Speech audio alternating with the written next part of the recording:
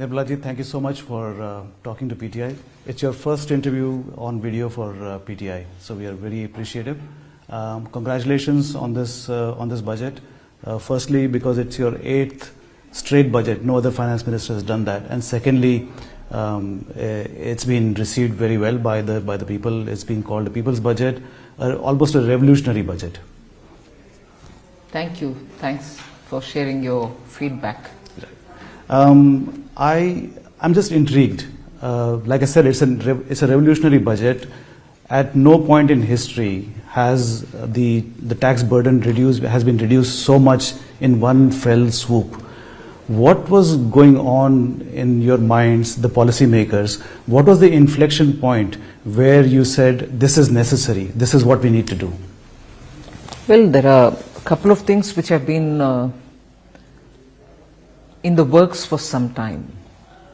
One is the thought that the direct tax should be made simple and that it should be easy for compliance, and the tome that goes in the name of direct taxation or Income Tax Act will have to be a lot more simpler. So that work, as I announced in the July 24 budget, within 6 months we were getting ourselves ready to get that income tax, the new act, ready. So in the process, although the emphasis was more towards simplifying the language, reduce the compliance burden, and also to make it a bit more user friendly and not let it be suffering due to various interpretations, which also was sought to be termed as rent-seeking tools. So we were essentially working on that. Mm-hmm. At that time, as I specified in the July budget, it wasn't talking about rate restructuring. Although, for several years now, we've been looking at the ways in which the rates can be a lot more reasonably taxpayer friendly. And therefore that work was also going on. Equally, after July budget, there was this voice of the middle class which felt that they were ending up paying the tax, never mind, they were absolutely proud and happy to be taxpayers of this country, but also felt they don't seem to have much coming in the way of redressing their problems. And there was also this feeling that the government was very inclusive in taking care of the very poor, the poor, also focusing on vulnerable sections and so on. So the voice which came wherever I traveled was, we are proud taxpayers, we are honest taxpayers, we want to be continuing to serve the country by being good taxpayers, but would you think about what are the kind of things you can do for us? And so I had this discussion also with the Honorable Prime Minister, who put me on the specific assignment of see what is it that you can come up with. And therefore we did a bit of within the ministry work and briefed the PM on what is it that is before us. And guided by him, we've come up with this. Was he on board immediately as soon as you went with this proposal? Because it is a lot of financial burden for you. There were various different aspects to getting this proposal.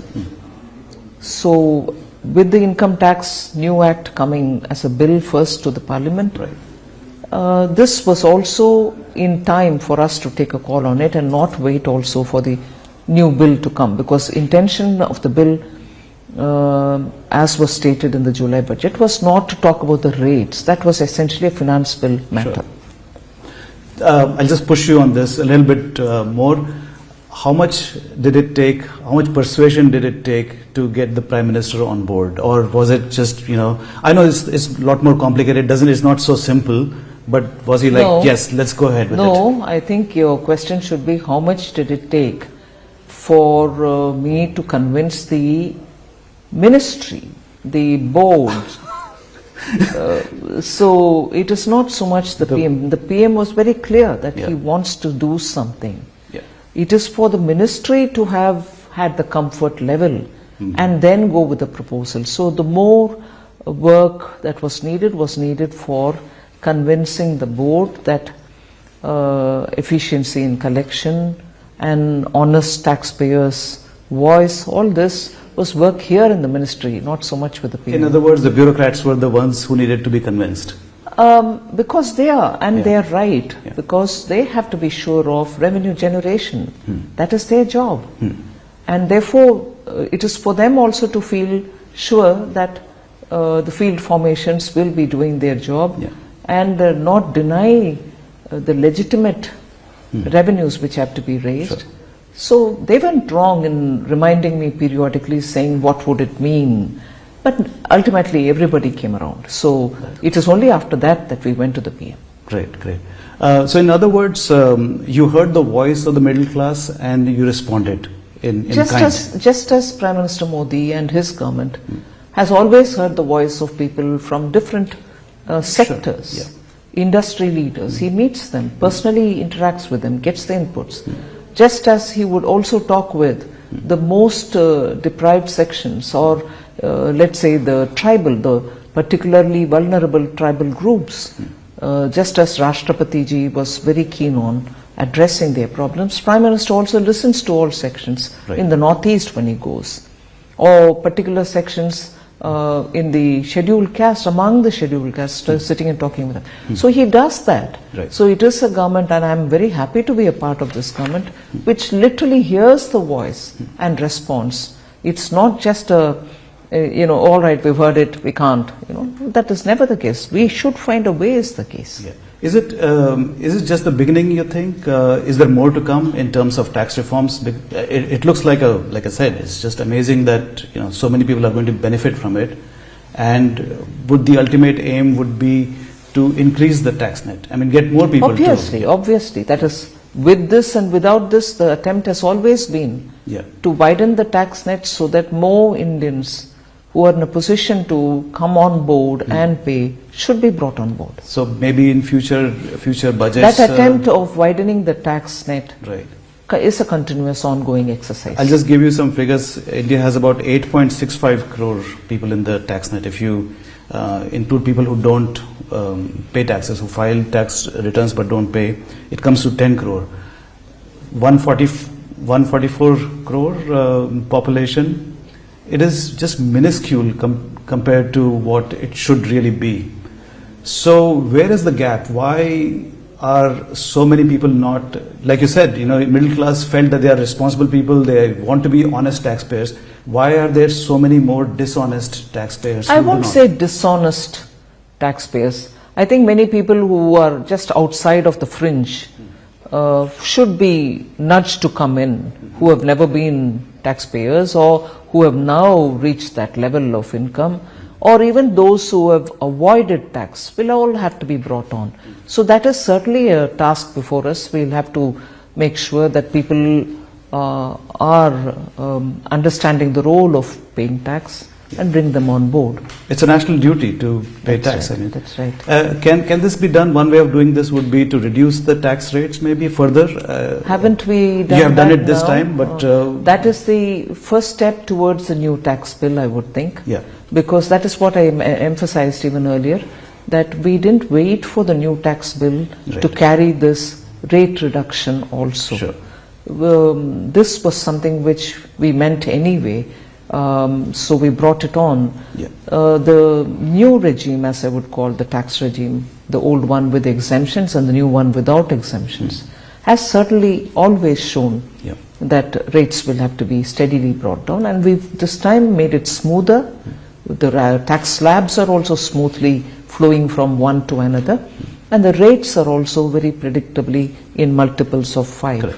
So lots of thought has gone, and I must appreciate the board and also the TRU, the division which takes care of these revenue matters, and the revenue Department of Revenue. They have done intense work and literally engaging with me on a day-to-day basis to make sure that we come up with rates which are going to be easier, acceptable. And it is not just an attempt to give benefit to one small section of the taxpayers. Everyone who's paying tax will get something beneficial for themselves in this proposal. Yeah. Ma'am, I want to ask you about the economy. Our growth, at least the GDP growth rate for this year is projected to be 6.4, and for next year it is maximum will be 6.8. We want to achieve 8% to be in the Viksit Bharat vision. Do you think the new tax regime will increase? Obviously, it will increase consumption.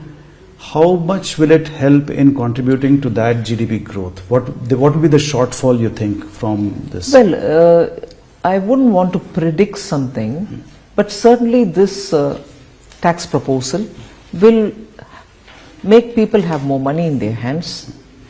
When people have money in their hands, they make their judgment about whether they want to spend it entirely or spend some out of it, and also make sure that they save something else, some amount from it.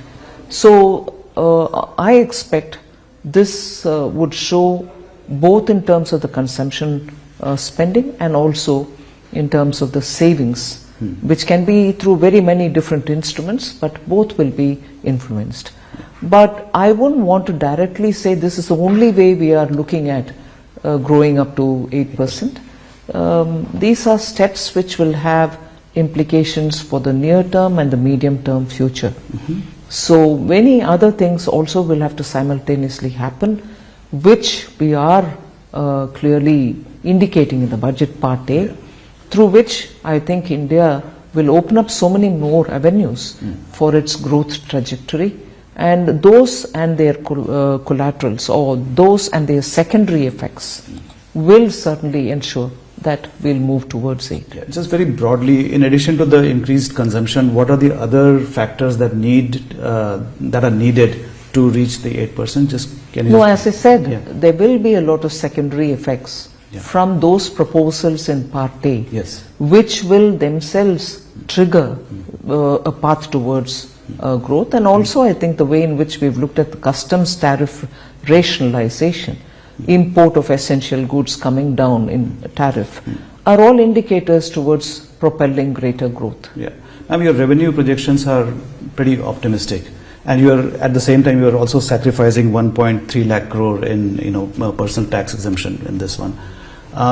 Where are those revenues going to come from? How optimistic are you that you will be able to meet those projections?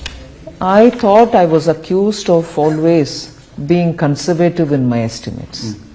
And I've every time said our numbers are realistic because we do a lot of, prior to announcing in the budget the numbers, we do a lot of work and understand that we are definitely not exaggerating our targets. At the same time, we do not want to underestimate it and for domain experts later on to say, oh, you've underestimated today, you're performing this much, it's not great. We've always shown realistic numbers. So that is where we have placed the numbers. On the infrastructure spending, it's a little disappointing that you have not allocated as much as was the expectation. Could you have done better in CapEx? If we are looking at the numbers, because we've got used to 16-17% increase every year from 2020, and saying, oh, you've not increased it by that number, I would equally want to ask you to please look at the way in which the quality of spending has happened, particularly capital expenditure. And I must appreciate the states which received the 50-year interest-free share of the money, which went from our side as capital expenditure for them.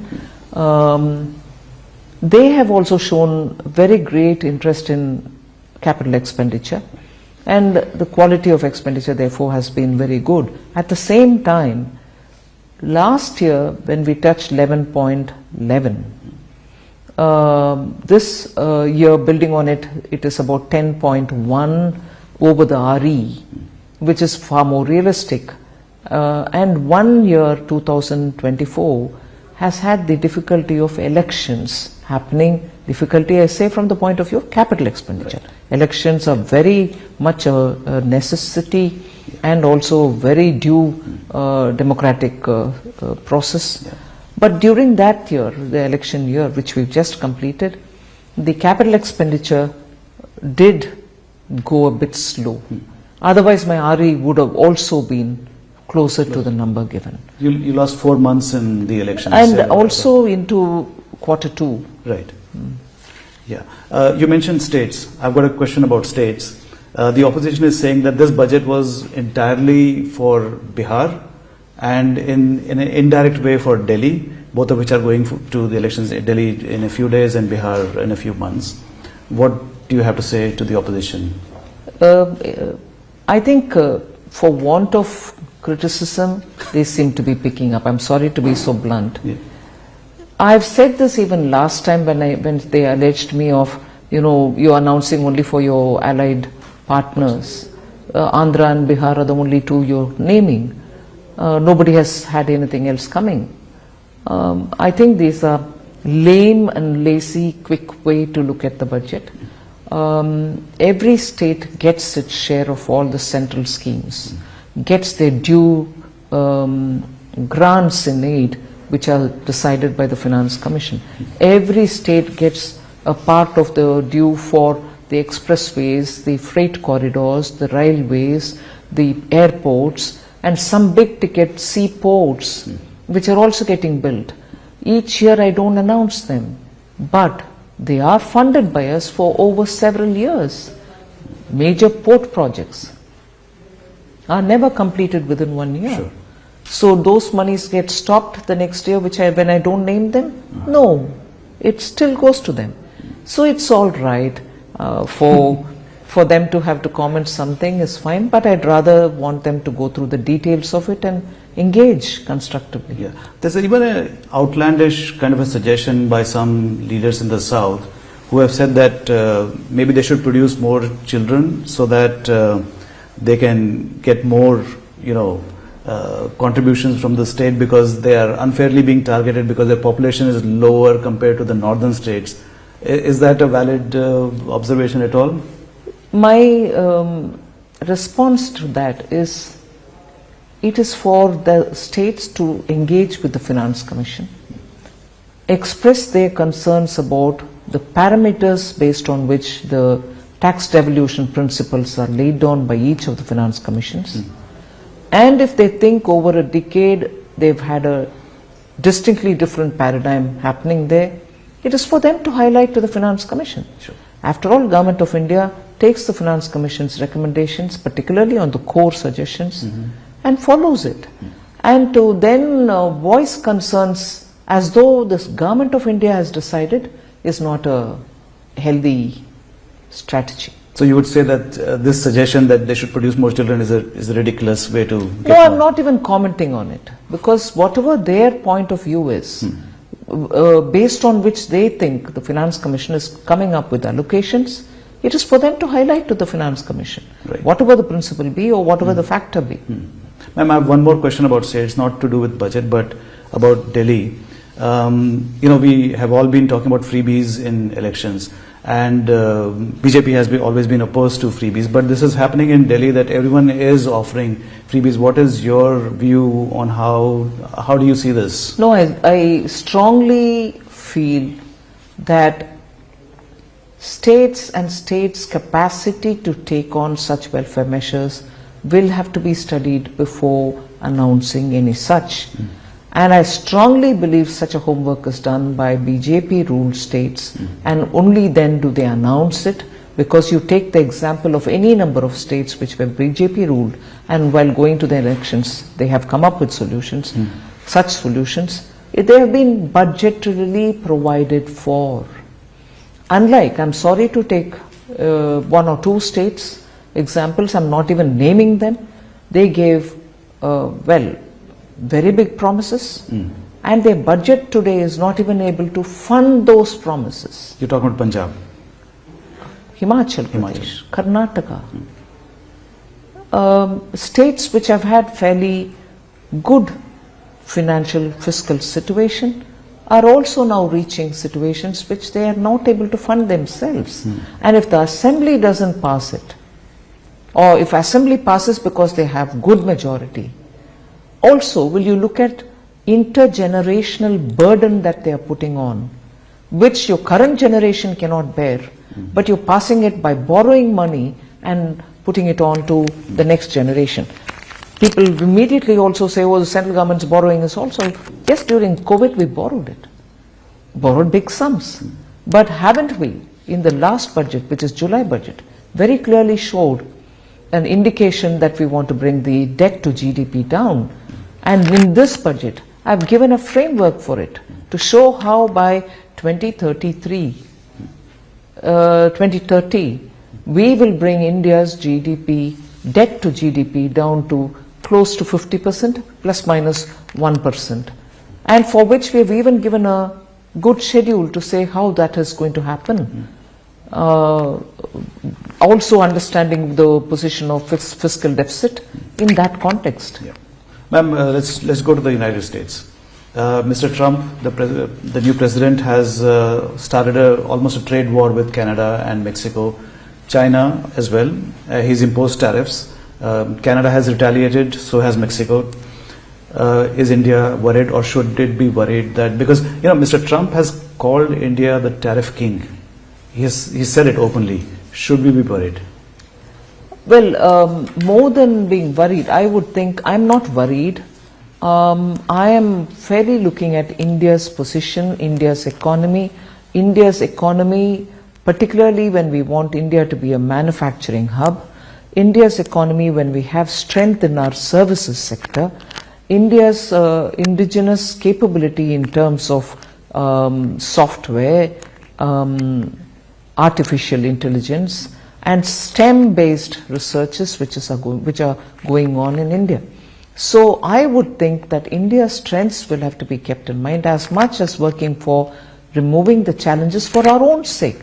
High tariff, for instance, for particular sectors, which are, for instance, in the recent budget we have also mentioned about the critical minerals sector. MSME, having high tariff is not going to help them, because even some of the products which are not available in India, they will have to import. And if they have to import, I don't gain anything by having a high tariff and stopping them from coming into India. Stopping them meaning those products. So I need to have a balance in the way in which India's interests, as regards production, as regards becoming a manufacturing hub, as regards the MSME and their capability, will have to be kept in mind. So I'm looking at it from those points. Okay. Still on the international arena, the rupee has depreciated almost 3% since last year. What do you think are the reasons for it? And it's it's become more of a political issue rather than an economic issue. It is always being raised as a political weapon to criticize the government, or vice versa. So what do you think are the reasons for it, and what impact would it have on the Indian economy apart from the imports becoming more expensive? Well, rupee's volatility, I've said this before, is against the dollar. Whereas rupee has behaved in a far more stable fashion against any other currency. I had said this earlier too, that if the dollar is strengthening and strengthening, the rupee's volatility will be noticeable. Yeah. RBI also has been looking at the ways in which that it will interfere in the market only to stabilize the rupee for avoiding huge volatility based risks. So we are all closely watching this situation, but for those who don't get into the details of what causes the rupee's volatility and the depreciation, for those who don't get into the details, yes, it's a very quick argument they can put against the government saying, oh, you're not doing anything much about it. But in today's dollar strengthening environment, and with the new US administration, the rupee will have to be understood in as its relationship as against the dollar, the fluctuation which comes as a result of that.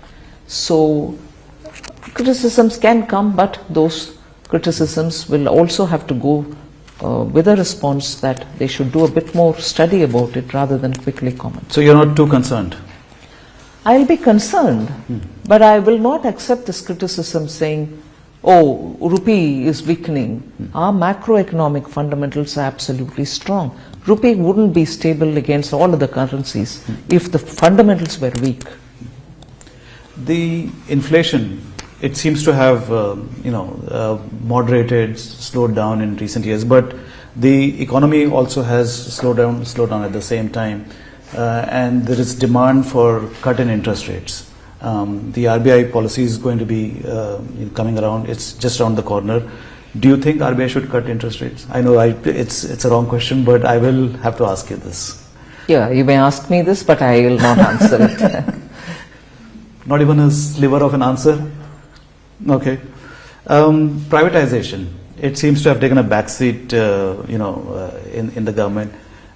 What's the future of Well, I don't think it has taken a backseat. Yeah. Yesterday in the press conference, the Finance Secretary elaborated as to what is happening. Public sector undertakings were in a very distressed situation even by 2014.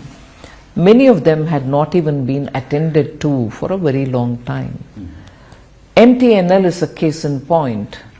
BSNL is a case in point. BSNL is not, I'm not suggesting that they are on the privatization list, but I'm saying public sectors have been completely ignored. Yeah. BSNL was on the verge of, suffering badly. It is from 2014 that we've given support to the BSNL repeatedly, as a result of which today they are having their indigenously made 4G, which they are spreading. They also will soon get into 5G, is what I'm hearing from the minister. Yeah. So that is one example. But there are several other public sector undertakings who, in the meanwhile, for whatever reason, those which have cabinet approved decisions in favor of disinvestment, have also not been left by the wayside. Yeah. Their valuations have gone up.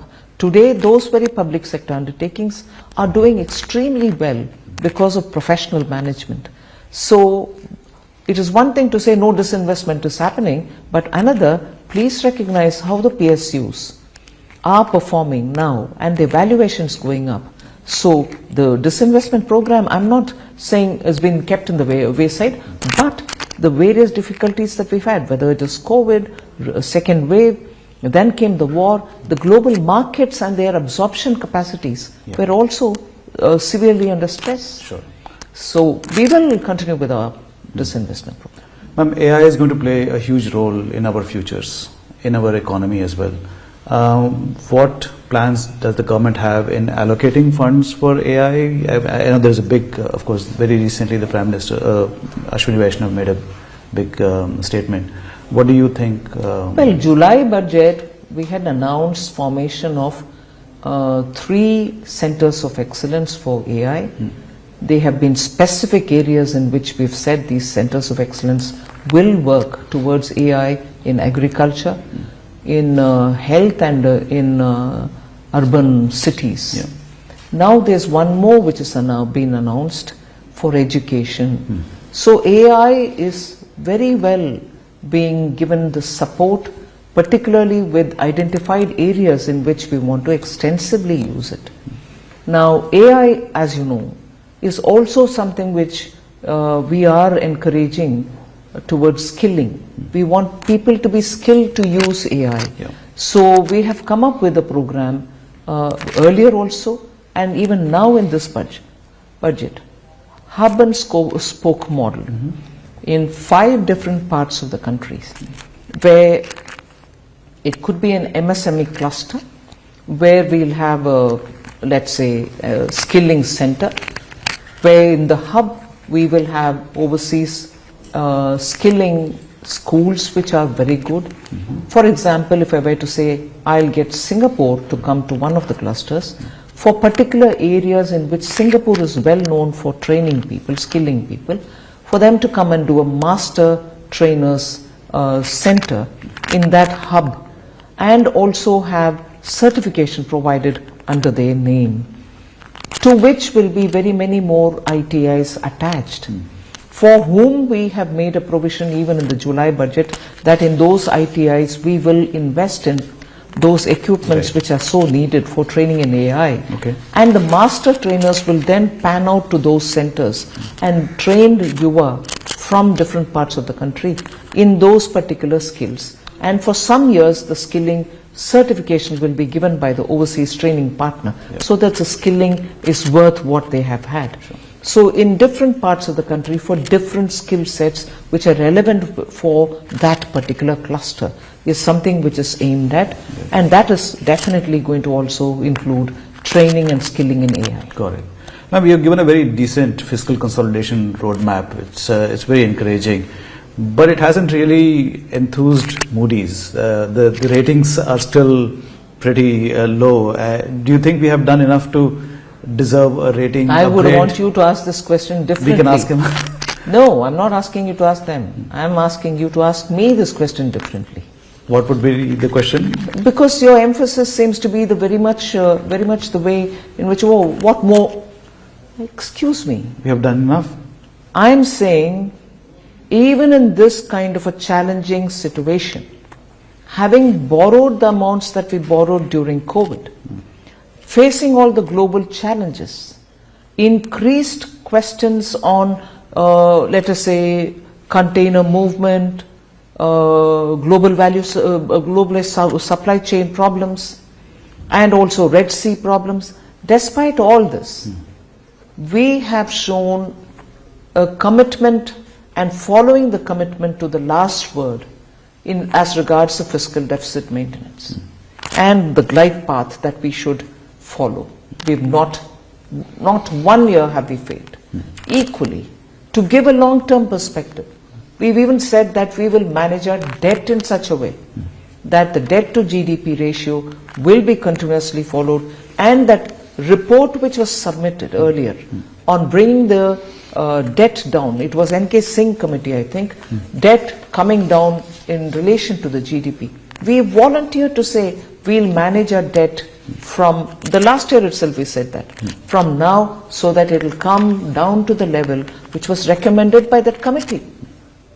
These are steps which many of the advanced nations themselves are not doing. I'm not comparing my size with any advanced country. But in terms of the principle, cutting down your debt to GDP, maintaining a fiscal deficit, these are relentlessly being followed, and here I will hasten to add, without any negative impact on social welfare schemes, education or health, or even the public expenditure which is so necessary to trigger growth. The capital expenditure has not come down, but even with all this, we are following the two cardinal principles, to keep your fiscal deficit and also to borrow only for meaningful capital expenditure. Yeah, I think they are insisting on debt reduction from our side. I've given a map now. Yeah, great. I'm going to ask you a question which has got nothing to do with budget or economy or anything else. It's purely political. Would you like to talk a little bit about the prospects of the BJP in Tamil Nadu, which is going to elections later this year, end of this year? 26, early 26. You're also being projected as a possible CM candidate for Tamil Nadu. Where is it coming? Nowhere. I'm doing my job as finance minister. But what do you think now that Mr. Annamalai is no longer in the picture? What are BJP's prospects? Why, he's the president. He's the president, but his one could say that his worth is seen as being reduced because of the loss in the Oh, come on, that's very unfair. He's the party president. He's the party president. And elections to party president go by a certain calendar for all states. Nothing particular about Tamil Nadu. I think these speculations are not good for the party. And are you interested at all in regional politics, in going to the states? Well, I've been brought here by the party and I'm doing party's work. I do only what party says. I have no choice in this. Okay. Ma'am, before we wrap up, I would just like you to describe in a very few words, in 1 or 2 sentences, what this budget means for the people of India. I think the Prime Minister put it succinctly. He really put it succinctly. He said, call it people's It budget. is people's budget. It is the budget which the people wanted. It is the budget, as they say in democracy, I think it's Abraham Lincoln's words, it is a budget by the people, of the people, for the people. Great. Thank you very much, ma'am.